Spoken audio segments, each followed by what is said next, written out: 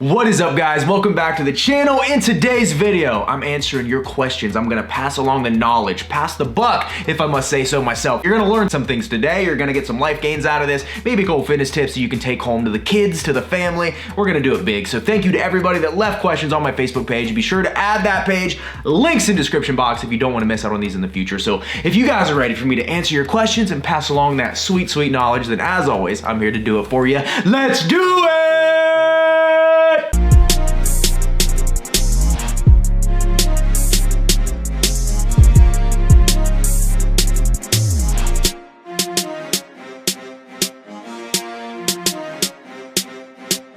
All right, guys, question number one is from Jess Buford. Buford. There's two F's. Not sure about that one. Sorry if I got it wrong. Correct me in the comments. If you were dying, what would be your last meal and why? Well, that's kind of depressing. If I'm dying, what would be my last meal? That's a really good question. What would my last meal be if I'm dying? I don't even know. I feel like I'd want to go to a buffet. Here's the thing is I like all sorts of food. Like a lot of people like, what's your favorite meal? What's your desert island meal or whatever? I'm not picky. I'm not biased with my food choices. I think all foods are created equal, well, besides like broccoli and asparagus and all that. But like, I can enjoy a really good pizza as much as I can enjoy chicken and waffles, as much as I can enjoy ice cream. So it's really hard for me to say like, what would my last meal be? I'm a binge eater. So basically, if you could combine, I don't know, a 10,000 calorie challenge into like that meal, then that's probably what I'd want before I died, I would have to say. Sorry that wasn't more specific, but I love all food. I do not discriminate against food, baby. I don't. All right, next question is from William Chapman. He asks, if you could change one problem the world has today,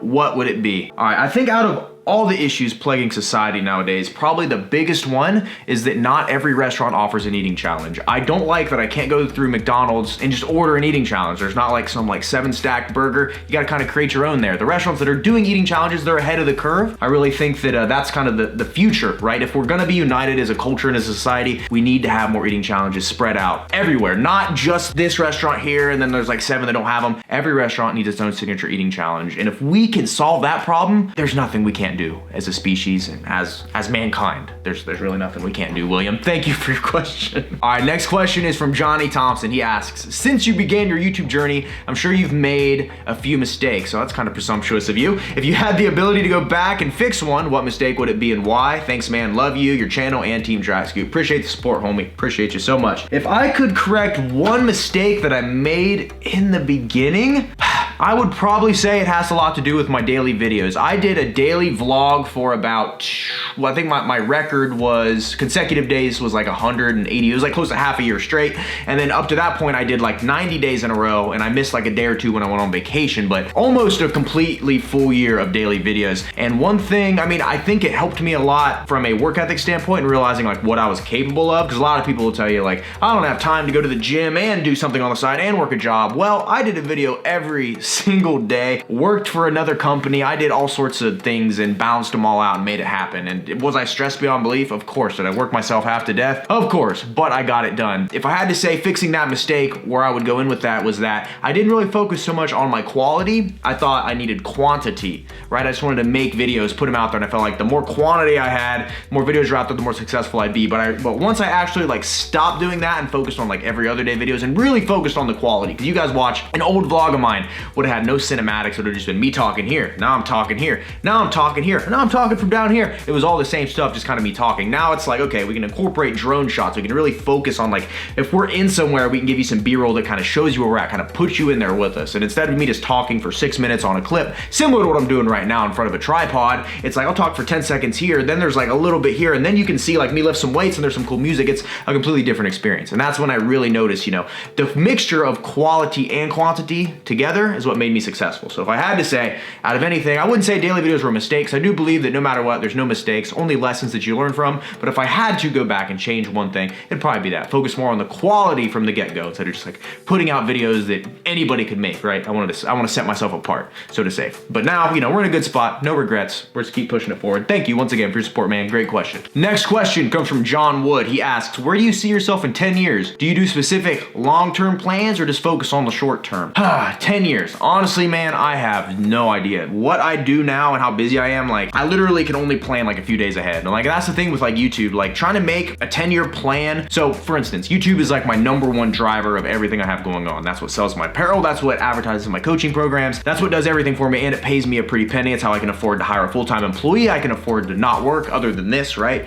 And if YouTube went away, which it could, it's a volatile platform, then I am out of luck, right? Unless I can diversify my income streams and find ways to make money that aren't in direct correlation with my YouTube being successful. So in order to make a 10-year plan, I have to have a platform that is not volatile. YouTube has shown in the past, there's ups and downs with it. There's months that are like way high up and I'll add like, it seems like 25,000 subscribers. There's other months where I might only add like 5,000. There's some months where ad revenue is way up here and I feel like, man, if this keeps up, I'll be able to buy a mansion. And there's some months where I'm like, man, how am I gonna feed the cat? You know, like it's up and down. So for me to plan out anything in advance, I think is not beneficial to what I do, because this could all change. Like YouTube could go away tomorrow and then what am I left with? Which is why I'm trying to build successful supplement brands such as Purebolics, Out Hustle. I'm trying to get the apparel up. I'm just trying to find different ways to make money that aren't solely my YouTube being successful and all that. So I don't really plan ahead. Literally, if I plan a week in advance, that's saying something for me. So I kind of just go day by day. I trust the process, trust in above that everything's gonna happen the way it should, and I'm gonna be successful regardless, as long as I keep my mindset up and I keep on smiling, baby. So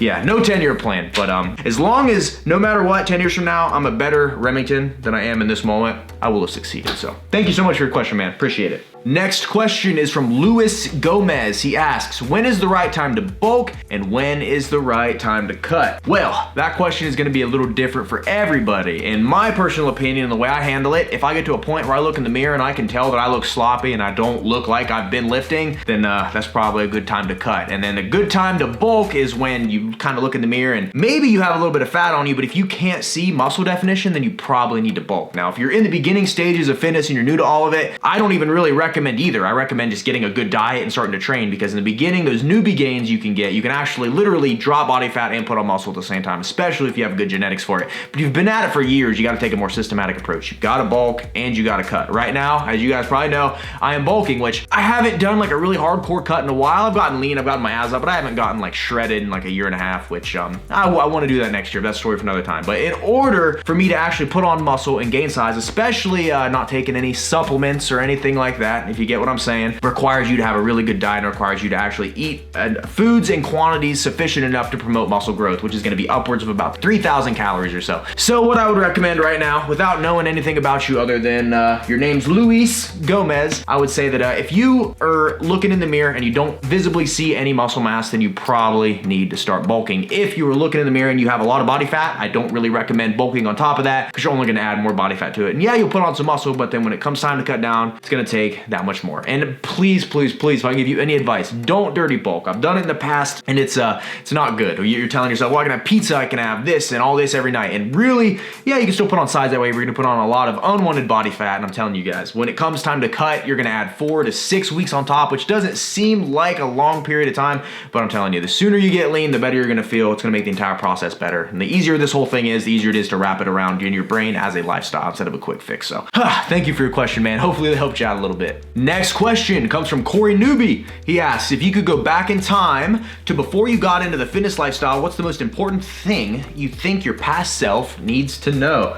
That is a great question. If I had to tell my past self anything that I feel like would be the most crucial to my self-development and maybe getting me to where I'm at right now faster, it would have been simply to believe in myself, right? I know that might sound a little cliche, but before I got into this fitness industry, I was extremely self-conscious about multiple aspects of my life. I was extremely unconfident in my ability to speak. I was extremely unconfident in my ability to succeed at anything, really. If I could tell myself anything, it would be that you just need to believe in yourself and believe in the process and trust that as long as you put your best intentions forward and you put that smile on and you put good energy out there into the world, good things are gonna happen back to you. And I didn't believe any of that, and I was very, I don't know really how to put it, I was very caught up in my own brain and thinking that I wasn't good enough for any of this, right? Like, why would anybody watch me? I'm just some average built guy, nothing extraordinary about me, and I don't know, I just kind of fed myself a bunch of negative reinforcement in my own head, right? But I realized that once I started giving myself positive reinforcement.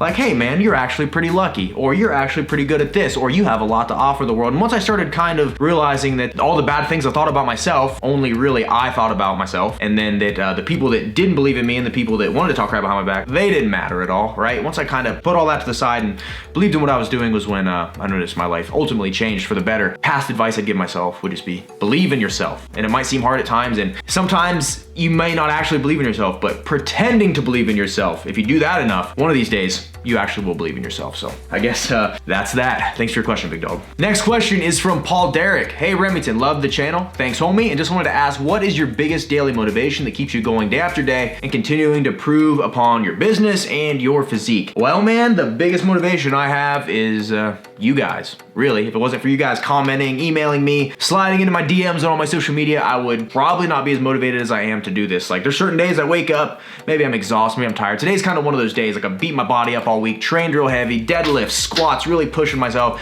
I am wrecked all over, I am sore. The motivation is a little lower today. But when I wake up and I read emails that are like, you have literally changed my life, or my son follows you and since he started following you, he's lost 50 pounds and now he's doing this, and like those motivational emails might not seem like a lot, but when I'm having a rough day and I read through those, or I read the comments down below, those are what motivates me to keep going. So it's one of those things I try to tell people, like surround yourself with a good support system. Like Team Dry Scoop, all the guys I hang out around with. We got Grant, we got Nate, we got Troy, we got Ankrum, we got Wade, we got Josh, we got all those guys, right? They lift me up when I'm down. And if there's times when like up here, I'm maybe not 100% right, I can lean on those guys to be like, hey man, you're doing good work. Or come on dude, you got this. You know, just those kind of those reinforcements and having those good people around. And when you surround yourself with people that don't quite have those exact same ambitions and mindsets and aren't trying to do big things, they're like, oh, you can skip today, man, what's it matter? Those are the type of people that you don't want around if you're trying to stay self-motivated. So just understand that you are the average of the 5 people you spend the most time with. So I don't even know how we got here on this question,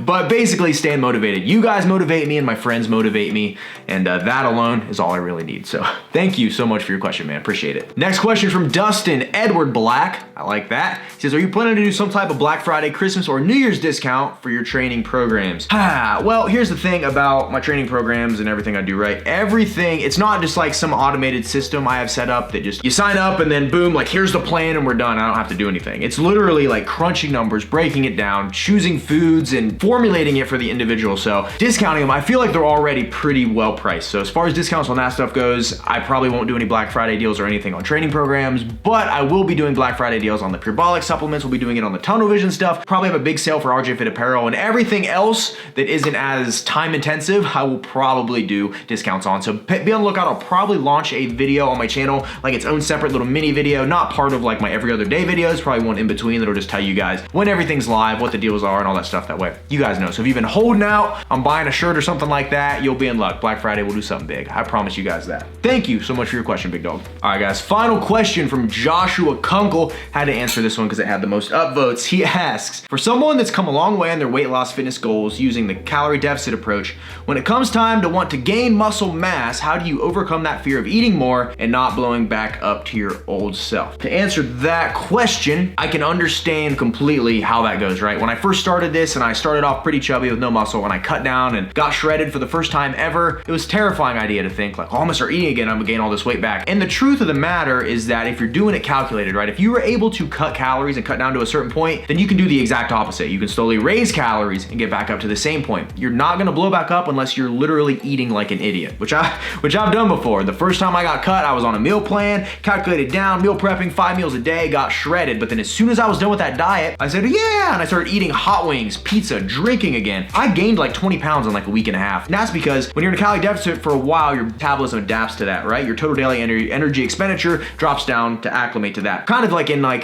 starvation mode. As soon as you reintroduce all those calories, especially fat and carbs, your body's still down here metabolically. You add all that stuff in, your body is not only down here metabolically, so you're storing a lot more of that as energy, but you're in starvation mode. So your body's like, okay, these calories, we don't know when we're gonna go through another crazy 12 weeks where we don't have any calories. We need to store as much of this as body fat as we possibly can, which is why reverse dieting and really like, okay, you reach your goal, add in 50 carbs a week, then add in 100 carbs after 2 or 3 weeks. Watch your weight and see where it goes. That way you can slowly repair your metabolism back up. That way you can start eating again. So I always tell people, like, when it comes time to put on muscle, the worst thing you can do is dirty bulk, start eating pizza. Why is this cat on my lap? Start eating pizza and doing all that stuff. because you're gonna rebound that weight back really quickly. So I would say that it's a fear that I can understand, probably the same fear that like an alcoholic or a past alcoholic has, where they're like, I don't want to take one drink because it's gonna spiral out of control. I can understand that mindset, especially if you've had problems with eating in the past, but I'm the type of guy, I've had plenty of eating problems, and I still do. You watch me do these eating challenges, it's not because, I mean, I can't eat a lot, but it's because I'm a binge eater by trade, right? And that's one thing I've always had to struggle with, and something I've had to wrap my head around. Find out where your strengths and weaknesses lie with food. If you're the type that has a little bit of bad stuff here and it causes you to want to binge and eat 5,000 calories, then maybe keep that stuff out of your kitchen, keep it out of your diet. Or if you're the type that you're only really gonna do well if you're on a meal plan year round, you know, then you gotta do what you gotta do. I think that having that fear though, fear in and of itself is a very limiting factor and a limiting belief. And if you're gonna put on muscle mass, you've gotta eat to grow. So what I'm gonna say is that toss that fear to the side for a little bit, get yourself on another meal plan, stick to those good clean sources, and as long as you're doing it right, there's no way you'll blow up. It's actually impossible given 3,500 calories in a pound. If you have a 300 calorie surplus a day, that's blah, blah, blah a week. You get what I'm saying. So it's literally impossible unless you start eating like an idiot. So